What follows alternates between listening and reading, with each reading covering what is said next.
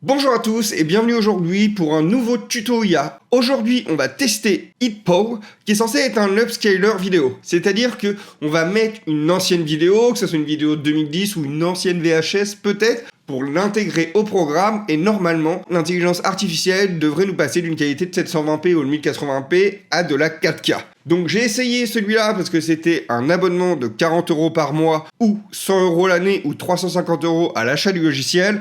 Mais avant de l'acheter, en fait, j'avais envie de tester. J'ai donc pris l'offre à 40 €, parce qu'il y a une réduction en ce moment, et on va essayer tout ça. Bien sûr, cette vidéo n'est pas sponsorisée. En ce moment, comme je vous l'ai dit, j'essaye de tester un petit peu tous les IA dans mon but de créer une série de science-fiction pour YouTube. Donc j'ai besoin de savoir quels sont les outils que j'ai à ma portée pour pouvoir essayer d'optimiser ma création. Donc Hitpo, donc vous voyez sur le site, c'est comme ça. Et du coup, j'ai téléchargé, j'ai pris cet abonnement. Donc on va avoir plusieurs catégories. On va avoir une amélioration des visages ou une amélioration du bruit général. Le bruit, c'est quand sur une image, on va avoir des petits points parce qu'il n'y a pas assez de luminosité et donc du coup que la qualité de la vidéo n'est pas adéquate. On va aussi pouvoir réparer la vidéo comme je vous ai dit donc pour les anciennes vidéos ou encore ajouter un modèle d'animation pour pouvoir ajouter de la couleur ou transformer votre vidéo. Je vous avouerai que le modèle d'animation, j'ai pas trop testé parce que j'ai pas trop compris quelles étaient les différentes fonctionnalités. Encore une fois, le but c'est de savoir si vous, en tant que novice, vous pouvez utiliser ce genre d'IA. L'important c'est de voir quels sont les IA qui sont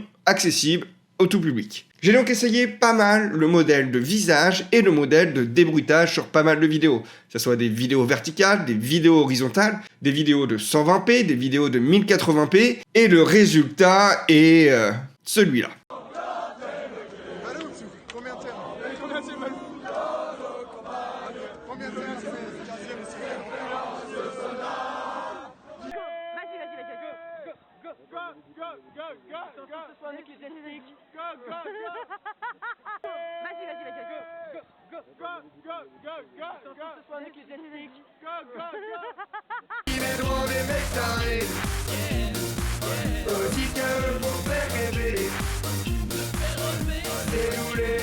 Alors je sais pas ce que vous en pensez, vous voyez, donc je vous fais un petit avant-après, voilà, les deux vidéos à côté. En effet, il y a eu du travail, il y a eu de l'amélioration, mais contrairement aux autres IA dont je vous ai parlé sur les précédentes vidéos, le temps de traitement est beaucoup plus long. C'est-à-dire que moi, par exemple, pour cette vidéo-là de 8 minutes, ça m'a mis 7 heures, ok ?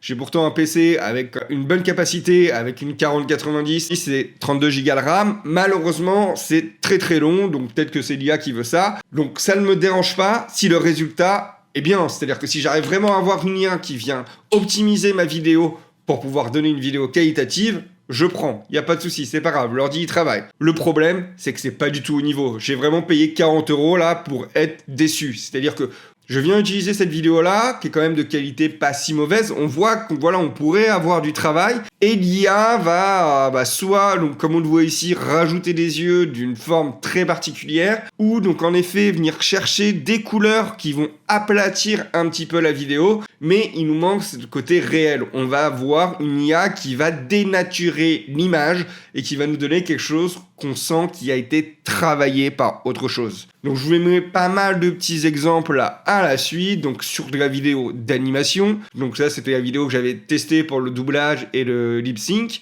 Il y a la vidéo, donc moi en 2011 j'ai fait des productions, j'ai produit 2 clips, donc un en 2011, un en 2012. Donc il y en a un qui est en 720p, un qui est en 1080. Le résultat sur les deux, clairement, c'est pas concluant du tout pour moi. Je peux pas l'utiliser. Je ne vous conseille pas de dépenser 40 € là-dedans. Après, à vous de voir. Moi, je l'ai fait parce que j'ai un objectif d'optimiser mes anciennes productions et aussi de récupérer des VHS de mon enfance parce que j'aimerais bien voir si on peut avoir des bonnes vidéos de ça. Malheureusement, c'est pas le cas. Donc, en effet, on a une amélioration. Par contre, on est très loin du niveau actuel des productions. On sent que c'est dénaturé. On sent qu'il y a un ordinateur qui a travaillé dessus. Donc, il y a une autre IA qui existe qui s'appelle Topaz. Le problème de Topaz, c'est que c'est un logiciel qui est directement à 300 $. Donc, j'ai pas envie de prendre le risque d'être aussi déçu.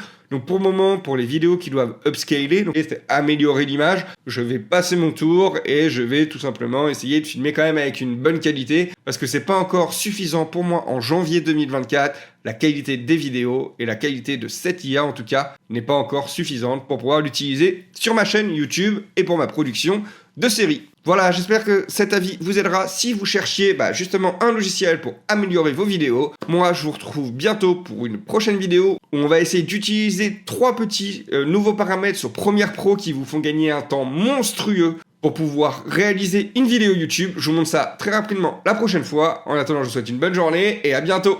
Ciao!